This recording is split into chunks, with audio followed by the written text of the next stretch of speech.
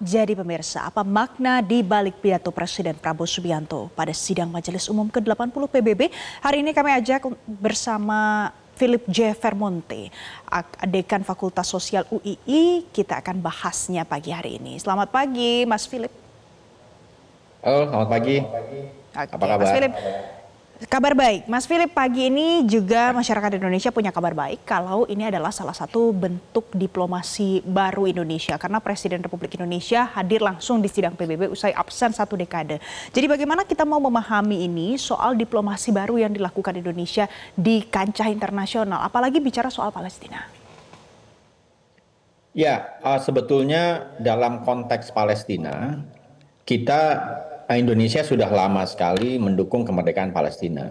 Seluruh presiden Indonesia sejak zaman Presiden Soekarno selalu menegaskan komitmen dalam rangka membebaskan Palestina dalam penjajahan.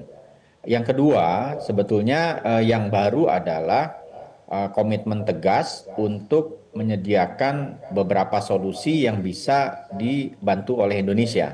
Dalam pidato itu, misalnya Presiden Prabowo kan menyebutkan bahwa apabila diotorisasi oleh PBB, Indonesia siap mengirim pasukan perdamaian untuk menjamin terhentinya kekerasan di Gaza dan di Palestina pada umumnya.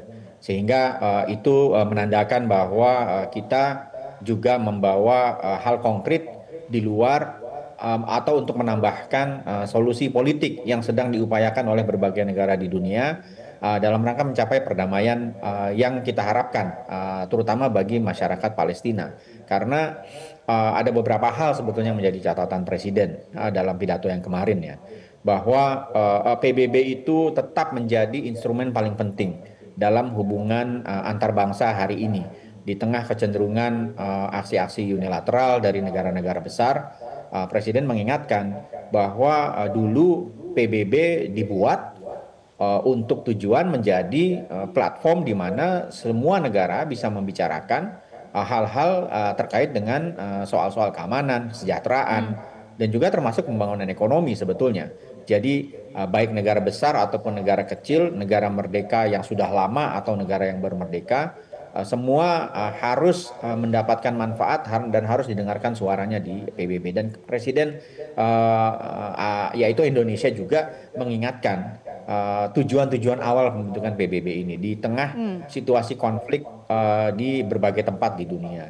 Baik. Yang ketiga, sebetulnya yang juga diingatkan Presiden selain soal Palestina, ada soal-soal lain juga yang kita anggap penting, soal ketahanan pangan, soal perubahan iklim misalnya, yang harus menjadi concern semua negara di dunia, bahwa ada konflik di Palestina, ada konflik di Ukraina dengan Rusia, tetapi juga seluruh negara punya persoalan yang sama pentingnya dan dan sama urgennya terkait dengan soal-soal dua hal tadi, misalnya pangan dan juga climate change. Jadi kita mengingatkan kembali bahwa Indonesia dan banyak negara di dunia itu mendorong dan tetap memelihara prinsip-prinsip multilateralisme dalam hubungan antar bangsa. Baik. Baik, jadi Ya. kalau bicara soal Palestina, ada banyak negara lain yang juga sudah mau mengakui Palestina kedaulatannya sebagai negara. Tidak hanya Indonesia, tapi juga ada Inggris, kemudian ada Perancis juga. Nah, pertanyaan selanjutnya adalah bagaimana sih seberapa besar nanti pengaruh Indonesia untuk perdamaian di Palestina dari pernyataan-pernyataan yang sudah disampaikan oleh Presiden. Tapi Mas Philip, kita akan jawab nanti usai jeda. Tetaplah bersama kami pemirsa. Jelajahi cara baru mendapatkan informasi. Download Metro TV Extend sekarang.